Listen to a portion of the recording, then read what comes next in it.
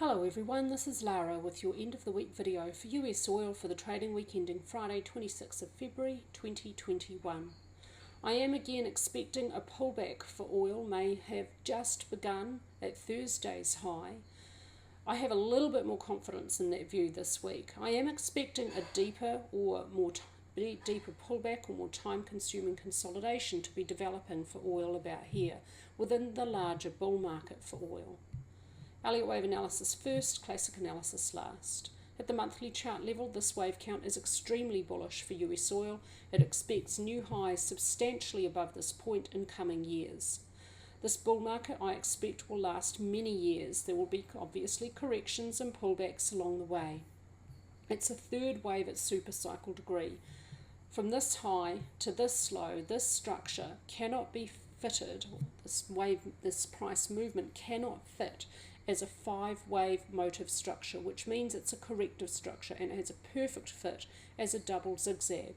What that means is, for the even bigger picture at the quarterly or yearly chart level, this is a counter trend movement, which means the bigger trend for oil is up, a bull market. And I expect a third wave may have begun down here. It may only subdivide as an impulse at cycle degree 1, 2, 3, 4, 5. I'm sorry, just to note this week about my cursor. After an update, my video recording software is not able to record a increased cursor size. It keeps putting it back to the minimum, so I apologize for that. I'll be getting some new software and the problem will be resolved next week. But for now, this is what I've got, so I apologize.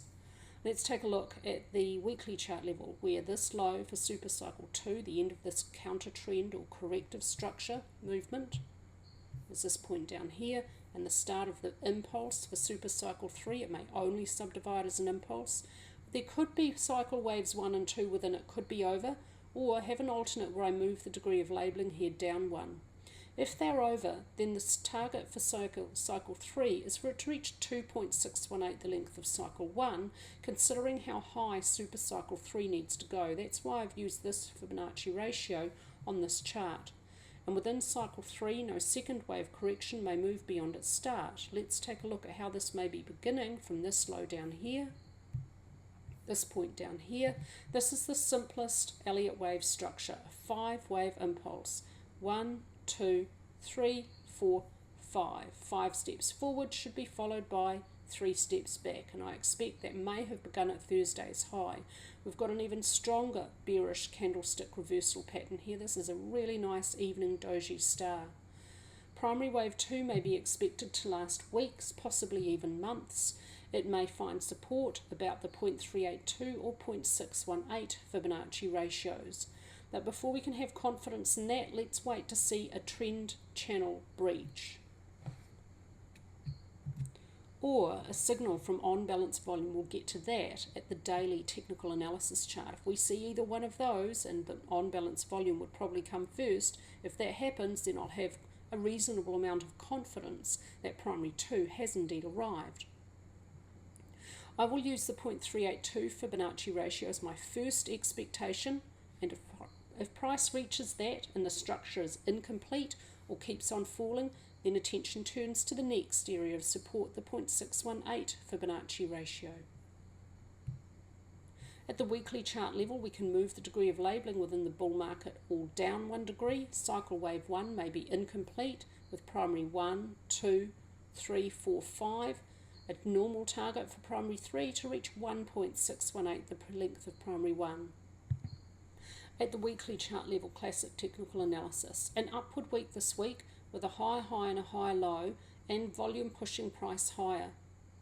But at the end of the week, we've got some downward movement. We look at that at the daily chart level. At the weekly chart level, ADX still tells us there is an upward trend which has quite a long way to go before it gets extreme. ATR is declining as price moves higher, seems to be normal behaviour for this market, similar to the S&P. On-balance volume has a weak range. It's at weak resistance at the weekly chart level. A breakout of this range would offer a signal. RSI is still overbought, a little bit more overbought this week, and so conditions are now extreme. Stochastics overbought. At the daily chart level, we've got an evening doji star at the high It doesn't have support from volume for the third candlestick, but it doesn't need it for confidence because price can fall of its own weight. Here's the little range for on-balance volume. If we get a breakout of this range prior to price breaking out of that channel, I would have more confidence that a high is in place. This week, we've also got bearish divergence between short-term swing highs on price and RSI. And it doesn't always work, but it works much more often than it fails. This is a good indication that we may have indeed a high in place and a more time-consuming consolidation or pullback to relieve extreme conditions may have just begun. Stochastics overbought, MACD bullish. That's all from me this week with your oil analysis. I hope all our members are having an awesome weekend.